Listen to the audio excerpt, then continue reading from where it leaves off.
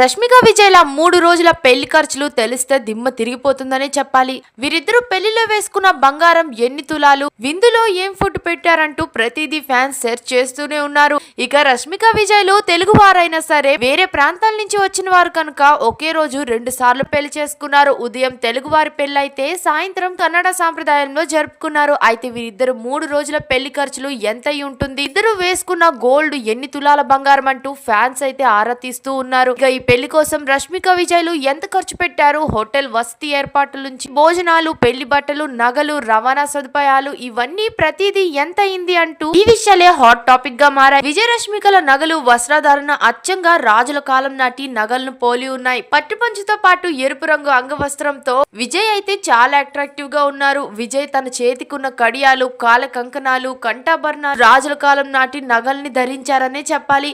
ఇక రష్మిక విషయానికి వస్తే ఎరుపు రంగు చీరలో గోల్డ్ బార్డర్ తో రూపొందించిన 9 గజాల చీరని కట్టుకొని మెరిసిపోయింది. రష్మిక అరవంకీలు, జుంకాలు, జడబిల్ల, చెంపసారాలు, గాజులు, వడ్డానం, పాపిటి బిల్ల, ముక్కు పుడక ప్రత్యేక ఆకర్షణగా నిలిచిందని చెప్పాలి. దక్షిణ భారతదేశానికి చెందిన ఓ ప్రత్యేక ఆభరణాల సంస్థ వీటిని తయారు చేసిందట.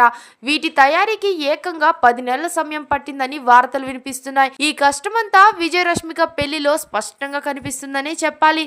పెళ్లికి విచ్చేసిన అతిథుల కోసం మెన్యూని కూడా చాలా జాగ్రత్తగా ఎంపిక చేశారు విజయ రష్మికలు.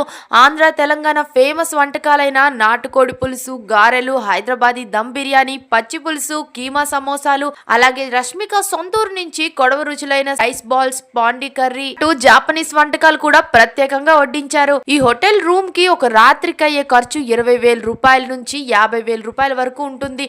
అలాగే ప్రైవేట్ విల్లా ధర ఒక రాత్రికి 70,000 రూపాయలు. దీంతో పాటు లగ్జరీ వెడ్డింగ్ ఖర్చు 90 లక్షల రూపాయల నుంచి 2.5 కోట్ల రూపాయల వరకు ఉంటుంది.